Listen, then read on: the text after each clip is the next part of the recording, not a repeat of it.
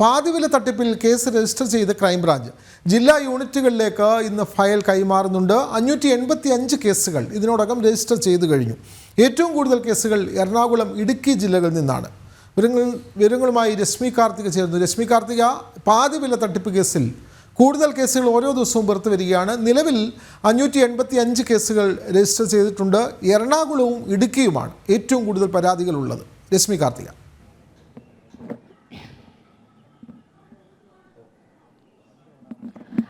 വിനോദ്, ഓരോ ദിവസം കഴിയുന്തോറും ഈ പരാതി നൽകുന്നവരുടെ എണ്ണം കൂടി വരികയാണ്. വലിയ രീതിയിലുള്ളൊരു തട്ടിപ്പ് തന്നെയാണ് സംസ്ഥാനത്ത് നടന്നിരിക്കുന്നത്. കഴിഞ്ഞ ദിവസമാണ് ഇതിന്റെ അന്വേഷണം സർക്കാർ ക്രൈംബ്രാഞ്ചിന് കൈമാറിയത്. ഈ ആദ്യഘട്ടത്തിൽ ലോക്കൽ പോലീസിൽ രജിസ്റ്റർ ചെയ്തത് 34 കേസുകളാണ്. ആ 34 കേസുകളും ഇന്നലെ രാത്രിയോടുകൂടി ക്രൈംബ്രാഞ്ചിന് രജിസ്റ്റർ ചെയ്യുന്ന സാഹചര്യം ഉണ്ടായിരുന്നു. ഇതുവരെ 585 FIRകളാണ് രജിസ്റ്റർ ചെയ്തത്. ഇതുമായി ബന്ധപ്പെട്ട് ക്രൈംബ്രാഞ്ച് അന്വേഷണം ആരംഭിച്ചിട്ടുണ്ട്. ഇനി ജില്ലാ ക്രൈംബ്രാഞ്ച് യൂണിറ്റുകളിലേക്ക് ഈ വിവരങ്ങൾ, അതായത് FIR, സാക്ഷിമൊഴികൾ, ബാക്കിയുള്ള ലഭിച്ചിട്ടുള്ള വിവരങ്ങൾ, പരാതികളൊക്കെ തന്നെ വളരെ വിശദമായി തന്നെ ജില്ലാ ക്രൈംബ്രാഞ്ച് യൂണിറ്റുകളിലേക്ക് കൈമാറും എന്നുള്ളതാണ് നമുക്ക് അറിയാൻ കഴിയുന്നത്. അല്പസമയത്തിനുള്ളിൽ ഓരോ യൂണിറ്റുകളിലേക്കും കൈമാറി തുടങ്ങും. അതിനുശേഷമായിരിക്കും വിശദമായ ഒരു അന്വേഷണം നടക്കുക. ഇതുവരെ ഏതാണ്ട് 35 കോടിയോളം രൂപയുടെ തട്ടിപ്പുമായി ബന്ധപ്പെട്ട വിവരങ്ങളാണ് ഈ കേസുകൾ. 585 പരാതികളിൽ 35 കോടിയോളം രൂപയുടെ പരാതികളാണ് ഇപ്പോൾ ക്രൈംബ്രാഞ്ചിന് നിലവിൽ ലഭിച്ചിരിക്കുന്നത്. ലോക്കൽ പോലീസിൽ ഓരോ പരാതികളും വന്നുകൊണ്ടിരിക്കുകയാണ്.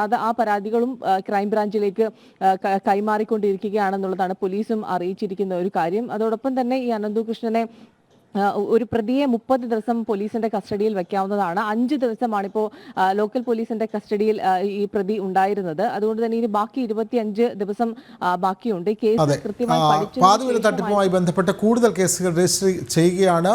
ഇടുക്കി, എറണാകുളം ജില്ലകളിൽ നിന്നാണ് ഏറ്റവും കൂടുതൽ കേസുകൾ ഇപ്പോൾ രേഖപ്പെടുത്തിയിട്ടുള്ളത്. വിവരങ്ങൾ നൽകുകയായിരുന്നു രശ്മി കാർത്തിക.